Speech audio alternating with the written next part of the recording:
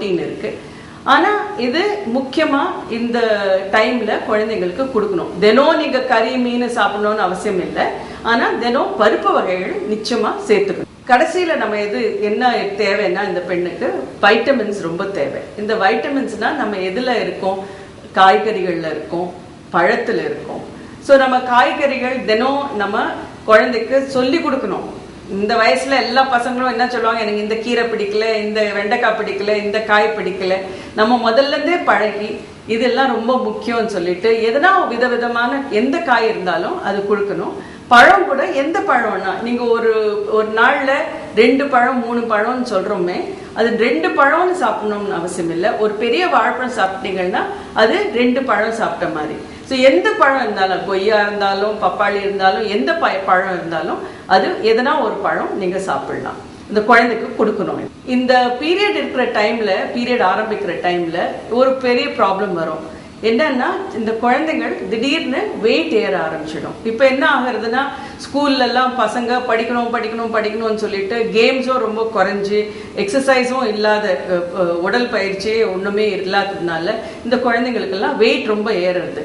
So நம்ம இப்போ இந்த வயசுல, இந்த 14ல இருந்து 20 வயசுக்குள்ள நம்ம வெயிட்டை நல்லா கண்ட்ரோல் பண்ண கற்றுக் கொடுத்தோம்னா அந்த குழந்தைக்கு நம்ம ரொம்ப நல்லது பண்றோம். அந்த குழந்தைக்கு நம்ம யூஸ்வலா என்ன ஆகுறதுன்னா, இப்போ நம்மளுக்கு முன்னாடி எல்லாம் ஆகாரம்லாம் நிறைய பேருக்கு இருக்காது. இப்போ நல்ல நம்மளுக்கு ஆகாரம் கிடைக்கிறது. ஸோ அதெல்லாம் என்ன யோசிக்கிறோம், நம்ம குழந்தைக்கு கொடுக்காததா, நம்ம குழந்தைக்கு நல்ல சாதம் கொடுக்கணும். ஸோ நிறைய சாதமும், ஒரு இட்லி தான் 2 இட்லி சாப்பிட்டாலாம், இல்லை 2 இட்லி போறாது, 3 இட்லி சாப்பிடு, 4 இட்லி சாப்பிடுன்னு சொல்றோம். அதெல்லாம் தப்பு. ஏன்னா அந்த குழந்தைக்கு எது தேவையோ அது சாப்பிட்டோம். நம்ம 2 இட்லிக்கு மேல சாப்பிடணும்னு அவசியம் இல்லை. அவர் ரொம்ப நிறைய வேலை பண்றாங்கன்னா, ஒரு வண்டி எடுத்துன்னு போறோம்னா ஆமா 4 இட்லி 5 இட்லி சாப்பிடணும். பட் இப்பெல்லாம் என்ன பசங்க என்ன பண்றதுங்க, விளையாடுறது இல்லை, வெளியே போறது இல்லை, வாக்கிங் போறது இல்லை. ஸோ அதனால வெறும் டிவி பார்க்கும்போது இத்தனை சாப்பிட்டா வெயிட் தான் ஏறுது. அண்ட் வெயிட் ஏற ஏற மிச்ச ப்ராப்ளம்ஸ், தீட்டில் கூட ப்ராப்ளம்ஸ் வரும். ரொம்ப வெயிட் ஏறிடுச்சுன்னா பீரியட்ஸ் இர்ரெகுலர் ஆகிடும். பீரியட்ஸ் கரெக்டான டைம்ல வராது, தள்ளி வரலாம். ஸோ அதனால வெயிட் மெயின்டைன் பண்றது, உடல் பயிற்சியை குழந்தைக்கு சொல்லிட்டே இருக்கணும். வாக்கிங் போ, ஒன்றும் பண்ணலன்னா வாக்கிங் போ, விளையாடு, எதனா ஒன்று பண்ணு, வீட்டில் ஹெல்ப் பண்ணு, இது பெருக்கி துடைக்கலாம், இதெல்லாம் பண்ணலாம் குழந்தைகள். ஸோ இந்த டைம்ல ரொம்ப முக்கியமானது நம்ம நல்ல டயட் கொடுக்கணும். உடல் பயிற்சியை நல்லா நம்ம கற்றுக் கொடுக்கணும் பசங்களுக்கு. இது பண்ணது ரொம்ப முக்கியம். நம்மளே இந்த குழந்தைக்கு கெடுதல் பண்ணக்கூடாது. நிறைய சாப்பிடு, அப்போதான் படிப்பு வரும், நல்லா அப்போதான் உடம்பு நல்லா இருக்கும்னு சொல்றது தப்பான நினைப்பு அது. ஸோ அது நம்ம பண்ணக்கூடாது.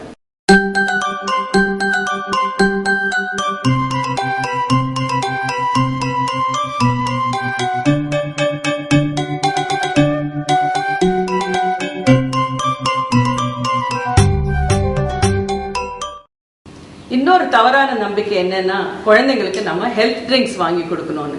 இந்த ஹெல்த் ட்ரிங்க்ஸ் பார்த்தீங்கன்னா ரொம்ப விலை ஜாஸ்தி. அண்ட் ஆக்சுவலி நீங்க பார்த்தீங்கன்னா இது வேஸ்ட். இது வாங்கி கொடுக்கறதுல ஒன்றும் பிரயோஜனம் இல்லை. ஏன்னா நீங்க பார்த்தீங்கன்னா இந்த ஹெல்த் ட்ரிங்க்ல நிறைய சர்க்கரை தான் இருக்கும் வெளியே.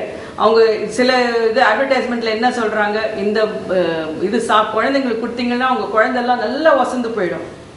இது நீங்க யோசிச்சு பார்த்தீங்கன்னா, இதே நீங்க ஒரு 30 வயசு ஆளுக்கு கொடுத்தீங்கன்னா ஒசரம் ஆவாங்களா? ஆக மாட்டாங்க. அதே மாதிரி இது வளர்ற வயசுல நீங்க எது கொடுத்தாலும் அந்த குழந்தை வளரதான் போறது. ஸோ இது அதுக்காக நீங்க போய் இதெல்லாம் வாங்கி வேஸ்ட் பண்ணாதீங்க. புரோட்டீன் ட்ரிங்க்ஸ் இருக்கு, நிறைய இந்த ஹெல்த் ட்ரிங்க்ஸ் இருக்கு. இது நம்ம வாங்கி நம்ம குழந்தைக்கு கொடுத்தாதான் நல்லது, நம்ம குழந்தைக்கு நல்லது பண்றோம்னு நீங்க நம்பாதீங்க. இதெல்லாம் அவங்க வேஸ்ட். இது உங்களுக்கு பைசா தான் வேஸ்ட். அதோட நீங்க பழம் வாங்கி கொடுங்க, காய்கறிகள் வாங்கி கொடுங்க. அப்போதான் இந்த குழந்தைக்கு நல்லது. 25 வயசுல இருந்து 45 வயசு வரைக்கும் யூஸ்வலா லேடிஸ்க்கு பீரியட்ஸ் ரெகுலரா வரும். சில பேருக்கு திடீர்னு ஒரு மாசம் தள்ளி போகலாம், 2-3 மாசம் தள்ளி போகலாம். இது பிரெக்னன்சியா முதல்ல பார்த்துட்டு பிரெக்னன்சி இல்லைன்னா இது சாதாரணமா யூஸ்வலா தன்னாலே நார்மல் ஆயிடும். சில பேருக்கு நீங்க பாத்தீங்கன்னா 35 வயசுல இருந்து 45 வயசுலக்குள்ள அந்த டைம்ல நிறைய சேஞ்சஸ் வரும், பீரியட்ஸ் சேஞ்சஸ் வரும். ஏன்னா இந்த டைம்ல மாசம் அந்த முட்டைக்கரு உண்டாகாது. ஸோ சில டைம் ஒரு மாசம் உண்டாகலைன்னா தள்ளி போயிட்டு அதுக்கப்புறம் ப்ளீடிங் ரொம்ப ஜாஸ்தி வரலாம். இந்த டைம்ல சில இந்த ஹார்மோன் சேஞ்சஸ்னால பீரியட்ஸ் கொஞ்சம் இர்ரெகுலர் ஆகலாம். உடனே ஒரு பீரியட் ஜாஸ்தி ஆன உடனே, ரொம்ப ப்ளீடிங் ஆன உடனே போய் நீங்க கர்ப்பப்பை எடுக்கணும், அதனால நம்ம இது ப்ராப்ளம் வந்துடும் சொல்லிட்டு நீங்க உடனே போய் கர்ப்பப்பை எல்லாம் எடுக்காதீங்க.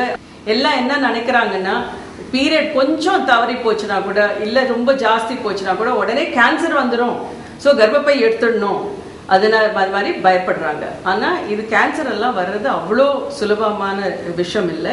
அவ்வளோ சீக்கிரம் எல்லாருக்கும் கேன்சர் வராது. என்ன ப்ராப்ளம் இருக்கு, ஹார்மோன் ப்ராப்ளம் தானே, அதுக்காக என்ன ட்ரீட்மெண்ட் எடுத்துக்கணும்னு கேட்டு மாத்திரை மருந்துலேயே சரிப்படுத்த பார்த்துக்கணும் நீங்க. இன்னொரு விஷயம் என்னன்னா ஃபைப்ராய்ட்ஸ்னா கர்ப்பப்பைக்குள்ள ஒரு கட்டி மாதிரி. இது நீங்க பாத்தீங்கன்னா நிறைய பேருக்கு ஃபைப்ராய்ட்ஸ் இருக்கும். 100 பேருக்கு, 100 பெண்களுக்கு, 25 வயசுல இருந்து 45 வயசு பெண்களுக்கு நம்ம அல்ட்ராசவுண்ட் ஸ்கேன் பண்ணி பார்த்தோம்னா அதுல 100 பேருக்குல 40ல இருந்து 50 பேருக்கு ஒரு ஃபைப்ராய்டு இருக்கலாம். ஒரு ஃபைப்ராய்டு, 4 ஃபைப்ராய்டு, 10 ஃபைப்ராய்டு கூட இருக்கலாம். சின்னதா இருக்கலாம், பெருசா இருக்கலாம். இந்த ஃபைப்ராய்ட்ஸ் கட்டிக்காக நீங்க உடனே கர்ப்பப்பை எடுக்கணும்னு அவசியம் இல்லை. இந்த ஃபைப்ராய்டு கட்டினால உங்களுக்கு எதனா ப்ராப்ளம் இருக்கா, அந்த ஃபைப்ராய்டு கட்டினால ப்ளீடிங் மாசம் ரொம்ப ஜாஸ்தி ஆகிறதா, அது மாதிரி எதனா இருந்தாதான் ஆப்ரேஷனே தேவை. அப்போ கூட கர்ப்பப்பை எடுக்காத அந்த கட்டி மட்டும் எடுத்து கர்ப்பப்பையை நீங்க காப்பாத்திக்கலாம். ஸோ உடனே நீங்க கர்ப்பப்பை எடுக்கணும்னு நினைச்சுக்காதீங்க. இந்த 45 வயசுக்கு அப்புறம் பீரியட்ஸ் கொஞ்சம் இர்ரெகுலர் ஆகலாம். பிகாஸ் 45 வயசுல இருந்து 50 வயசுக்குள்ள இந்த பீரியட் நிக்கிற டைம், இதுதான் மெனோபாஸ்ன்னு சொல்றது. இது அகைன் இயற்கையில இது கரெக்டான டைம். இது 45ல இருந்து 50 வயசுக்குள்ள. சில பேருக்கு 40 வயசுக்குள்ள இருந்து 45 வயசுக்குள்ளேயே தீட்டு நிக்கலாம். பட் முக்காவாசி பேருக்கு 45 வயசுக்கு அப்புறம் தான் தீட்டு நிக்கலாம். சில பேருக்கு 50ல இருந்து 55 வயசுக்குள்ள தீட்டு நின்றுடலாம். இந்த தீட்டு நிக்கிறதுனா அந்த முட்டை செனையில இருந்து கருமுட்டை உண்டாகிறது இல்லை. அந்த உண்டாகாதனால இது மெதுவா ஹார்மோன்ஸ் கம்மி ஆயிட்டே வரும் உடம்புல. அண்ட் அந்த ஹார்மோன்ஸ் கம்மி ஆனதுக்கு அப்புறம் இந்த தீட்டு வராது. ஸோ இந்த மெனோபாஸும் வாழ்க்கையில ஒரு பருவம். ஸோ அதுல நீங்க இந்த தீட்டு நிக்கிற டைம்ல சில பாடியில சேஞ்சஸ் வரும்.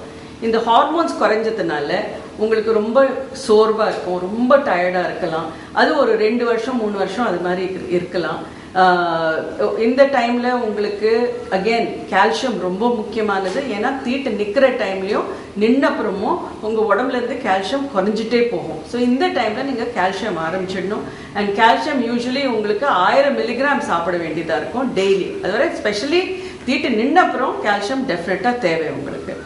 இந்த டைம்ல வேற என்ன சேஞ்சஸ் வரும், உங்களுக்கு திடீர்னு வேர்த்து போகும், திடீர்னு உடம்பு சுட்டு போயிடும், நம்மளுக்கு என்னமோ ஆகிறது, ஜுரம் வந்த மாதிரி ஆயிடும். ராத்திரி தூங்கும் போது அப்படியே கம்ப்ளீட்டா நனைஞ்சிடுவீங்க அந்த வேர்வைனால.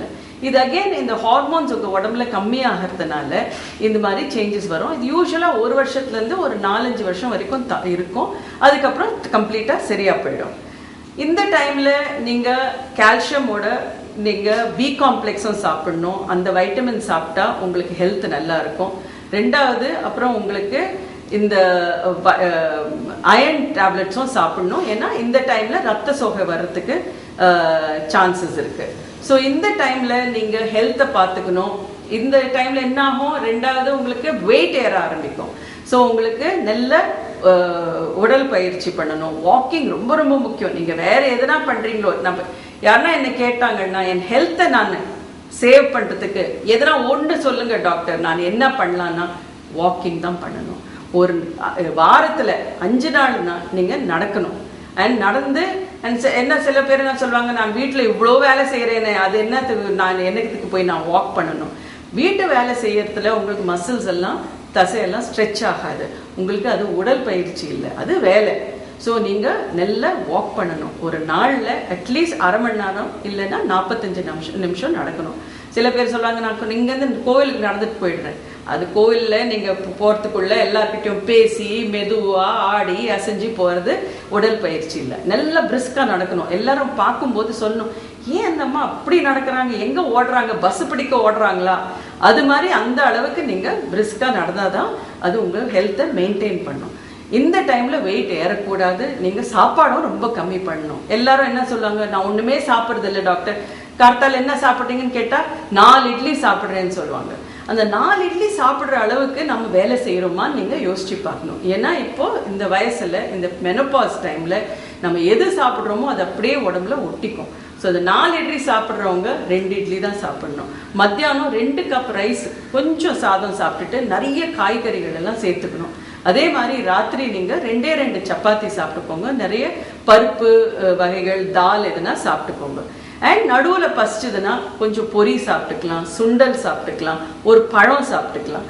இதெல்லாம் பண்ணீங்கன்னா உங்கள் வெயிட்டும் மெயின்டைன் ஆகும். பிகாஸ் மெனோபாஸ் டைமில் வெயிட் ஏறிச்சுன்னா மிச்ச ப்ராப்ளம்ஸ் வரலாம். உங்களுக்கு யூட்ரஸில் பிகாஸ் வெயிட் நிறைய இருக்கும்போது யூட்ரஸில் கேன்சர் வரலாம், பிரெஸ்ட்டில் கேன்சர் வரலாம். ஸோ இதெல்லாம் நீங்கள் ரொம்ப கேர்ஃபுல்லாக இருக்கணும். ஸோ இன்றைக்கி நம்ம பேசினதெல்லாம் ஒரு சின்ன பெண்லேருந்து ஒரு மெனோபாஸ் வரைக்கும் பேசியிருக்கோம்.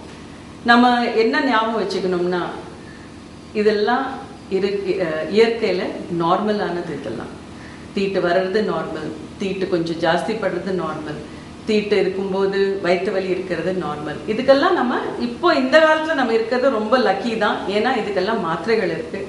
ஸோ மாத்திரை சாப்பிட்டுட்டு நம்ம கம்ஃபர்டபுளாக இருக்கலாம். மாத்திரை சாப்பிடக்கூடாதுன்னு தப்பு, எல்லாத்துக்கும் மாத்திரை சாப்பிட்றதும் தப்பு. டாக்டரை கேட்டுட்டு மாத்திரை சாப்பிட்றதுல ஒன்றும் தப்பே இல்லை. நம்ம கலாச்சாரத்தில் முன்னாடி எல்லாம் என்ன பண்ணுவாங்கன்னா, பொண்ணுக்கு தீட்டு வந்ததுன்னா நீ 3 நாள் உள்ளே வரக்கூடாது, சமையல் அறைக்குள்ளே வரக்கூடாது. இதெல்லாம் எதுக்காக சொல்லிட்டு இருந்தாங்கன்னா, அந்த டைமில் பெண்ணுக்கு டயர்டாக இருக்கும். ஸோ அதனால அவளுக்கு ரெஸ்ட் கொடுக்கறதுக்காக பண்ணாங்க. இப்போ அதை மாற்றி இந்த தீட்டே ரொம்ப தப்பானது, இது அழுக்கானது சொல்லிட்டு அது மாறிடுச்சு. ஸோ அதை நம்ம நம்பக்கூடாது. அஃப்கோர்ஸ் எந்த பொண்ணு இருந்தாலும் ஸ்கூலுக்கு போகலாம், ஸ்போர்ட்ஸ் விளையாடலாம், வேலைக்கு போகலாம், எல்லாமே பண்ணலாம். பீரியட்ஸ்னால நம்ம அவளை ஒரு இடத்த தனியாக உட்கார வைக்கணும்னு அவசியமே இல்லை. ஸோ இந்த மெனோபாஸும் நான் சொன்ன மாதிரி இயற்கையானது, இது எல்லாம் நார்மல். இதெல்லாம் நம்ம இது பற்றி தெரிஞ்சுக்கிறதுனால, நம்ம புரிஞ்சுக்கிறதுனால, நம்ம இதனால் என்னென்ன உடம்புல மாறுதல் வருது நம்மளுக்கு தெரிஞ்சுட்டு நம்ம இதை பற்றி பயப்படாத இருக்கணும். இந்த 21ஆம் நூற்றாண்டில் பொண்ணா பிறக்கிறது பாக்கியம்னு வச்சுக்கிறோம். நம்மளுக்கு ஒரு பொண்ணு பிறந்தாலும் நம்ம பெண்ணா இருந்தாலும் இது ரொம்ப ரொம்ப நல்ல டைம் நம்மளுக்கு. ஏன்னா இது பார்த்தீங்கன்னா முன்காலத்துலலாம் பெண்கள் ரொம்ப கஷ்டப்பட்டாங்க.